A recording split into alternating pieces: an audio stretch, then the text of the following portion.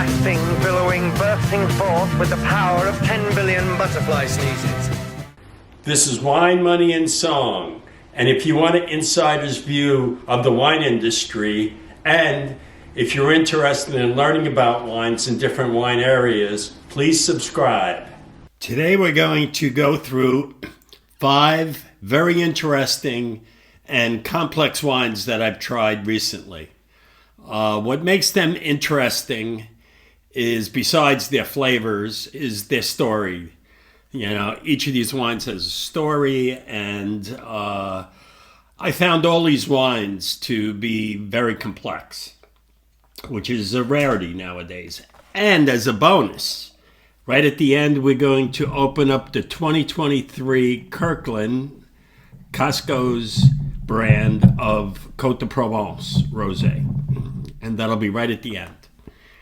So the first wine is Chateau Cantemerle 2015.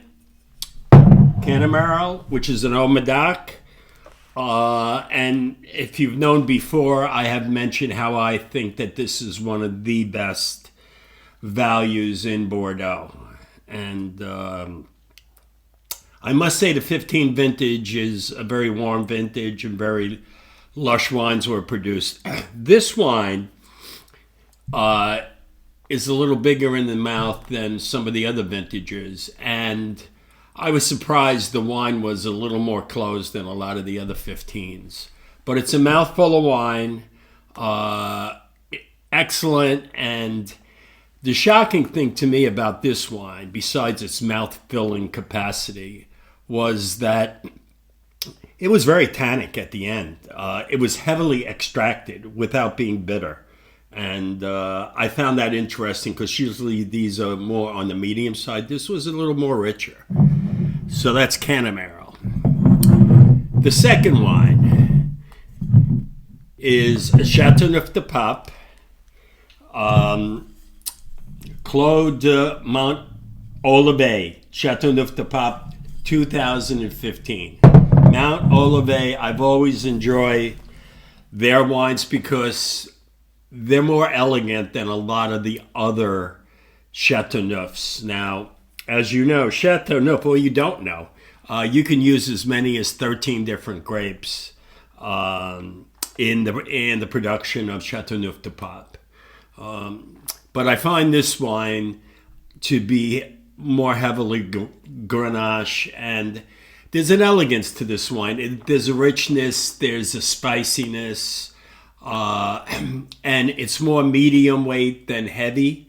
And I can find it makes it more versatile than some of the other heavier Chateauneufs. But this wine is generally under $50, which is a really good price point for Châteauneuf-du-Pape.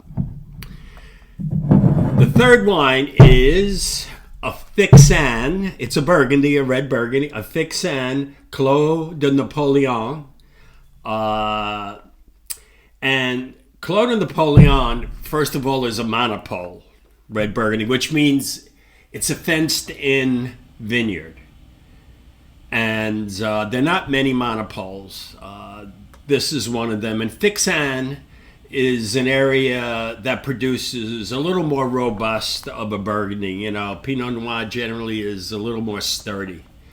But the big question, you know, I enjoyed the wine very much. It's a 2005 vintage, which is a great vintage in Burgundy.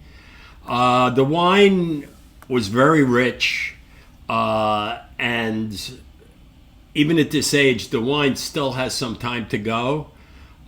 Beautiful dark Pinot fruit, very sturdy too, more on the medium body than the lighter side.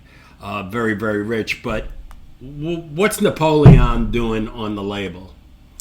Well, one of the officers who served in Napoleon's army thought a lot about Napoleon. So one day he had a statue commissioned, and the statue right on the label is the Napoleon in his crypt. Now, that's a little haunting.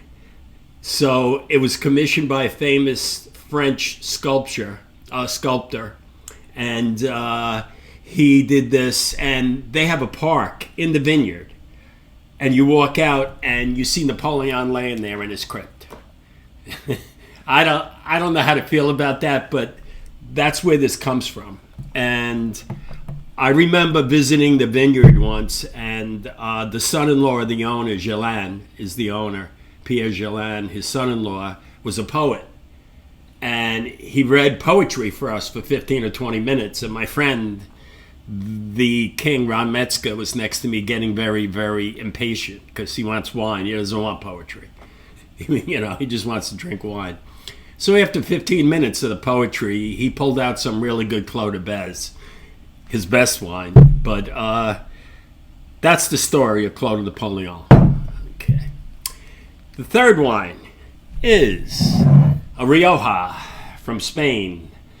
Lind de Remellori.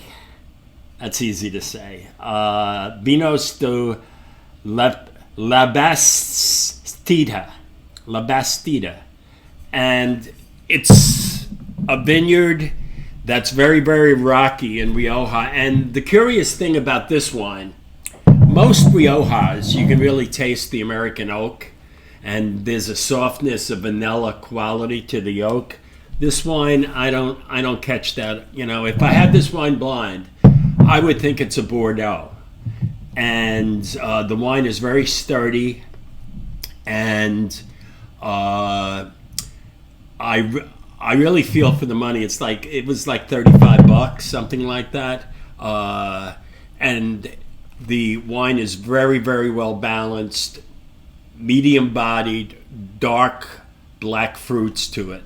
And for that price, the quality level is really off the charts. And the last wine review is the Arnaud Roberts Cabernet Sauvignon Montecillo Vineyard.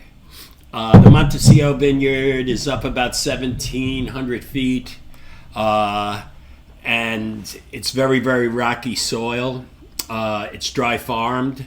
Now, this is not a cheap wine. This is a wine that's very hard to get. They only make 3 barrels of it. So there's not a lot of bottles to go around. But Arnaud Roberts makes very, very, what I call old-fashioned California type wines. It's not overripe. It's not big. It's subtle, very reserved, and ages very, very well.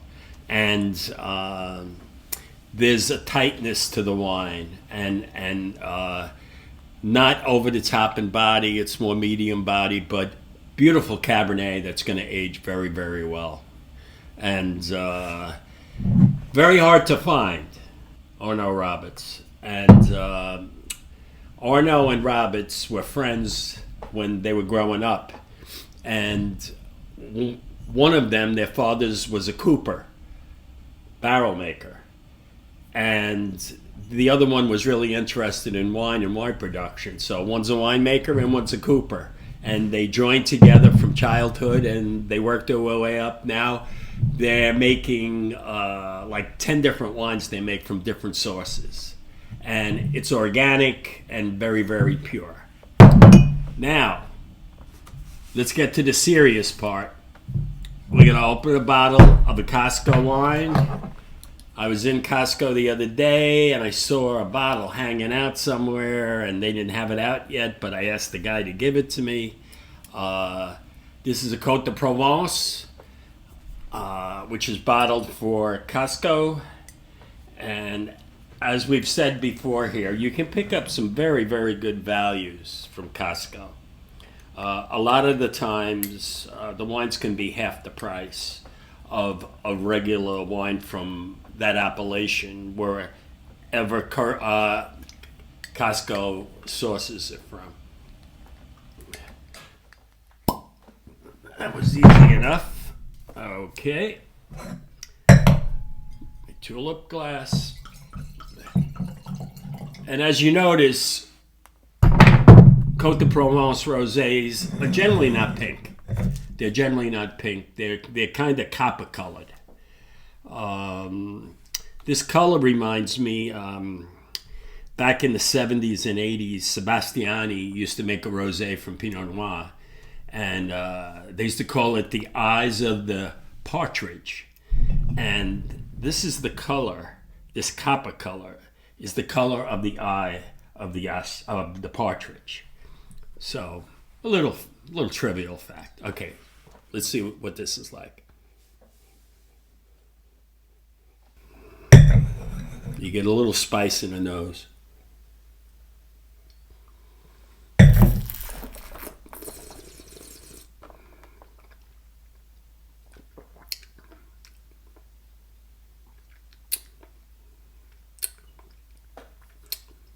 Very round for rosé. It's a rich rosé.